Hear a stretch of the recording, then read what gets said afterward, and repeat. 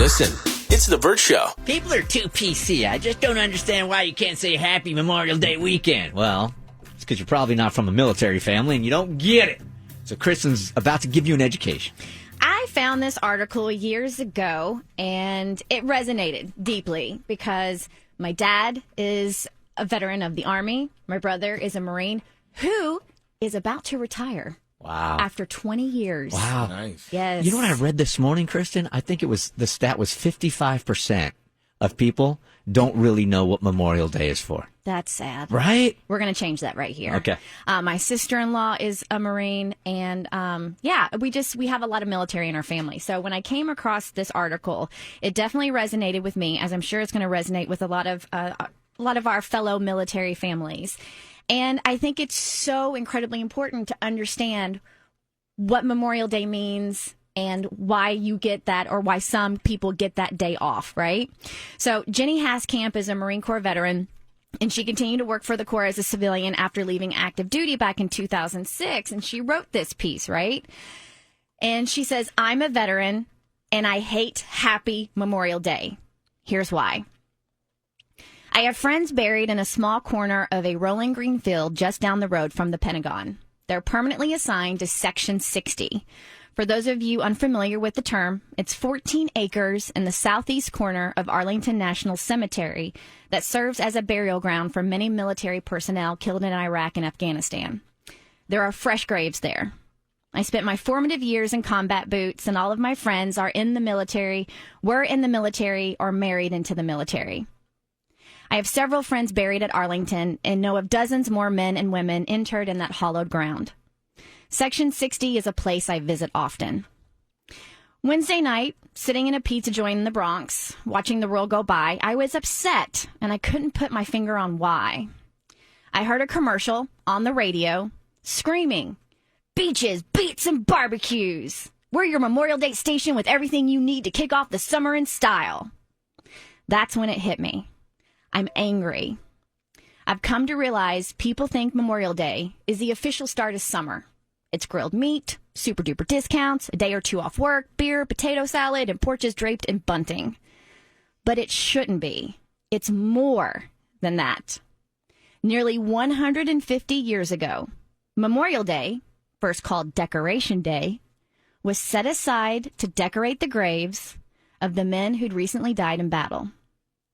How is it then, some century and a half later, we are collectively more concerned with having a barbecue and going shopping than pausing to appreciate the cost of our freedom to do so? A friend of mine reminded me that plenty of people use the weekend the way it was designed, to pause and remember the men and women who paid the price of our freedom, and then go on about enjoying those freedoms. But I argue not enough people use it that way. Not enough people pause. Not enough people remember. I'm frustrated by people all over the country who view the day as anything but a day to remember our war dead. I hate hearing Happy Memorial Day. It's not Veterans Day.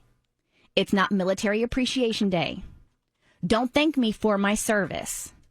It's take the time to pay homage to the men and women who died while wearing the cloth of this nation you're so freely enjoying today, day. I've attended more than 75 funerals and memorial services since September 11th, 2001. Services for men and women I knew personally or knew of before they died. I share their names and talk about their lives and their deaths, because if we don't remember, we'll forget. If we don't share, they'll be lost.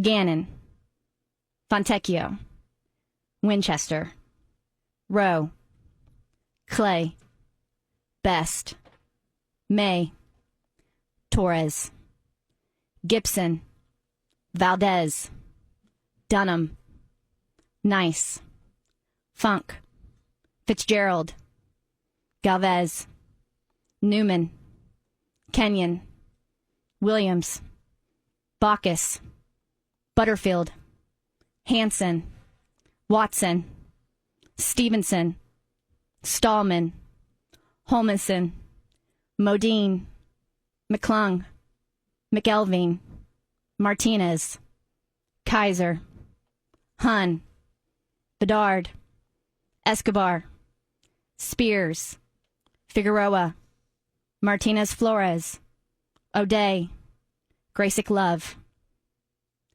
I had the privilege of escorting my friend, Gunnery Sergeant Elia Fontecchio, home for burial in August 2004.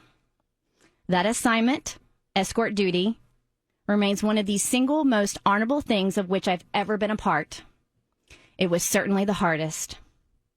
There's no script for the moment the flight crew announces you're escorting precious cargo and should be allowed to leave the plane first. No brief prepares you to meet the tidal wave of grief and anger from parents or a wife or siblings. No PowerPoint slides teach you how to stash your own emotions while you stand firm and comfort the survivors. So yeah, I'm frustrated by Memorial Day, and I'm angry about apathy. I want to see people besides the small percentage of us who are veterans, know veterans, love veterans, or lost veterans understand what the day is about. It's the one day on the American calendar meant to exemplify what it costs to be American and to be free. And we've turned it into a day off work, a tent sale, and a keg of beer. I do hope you enjoy your weekend, but I hope you pause to remember, too. The Bert Show.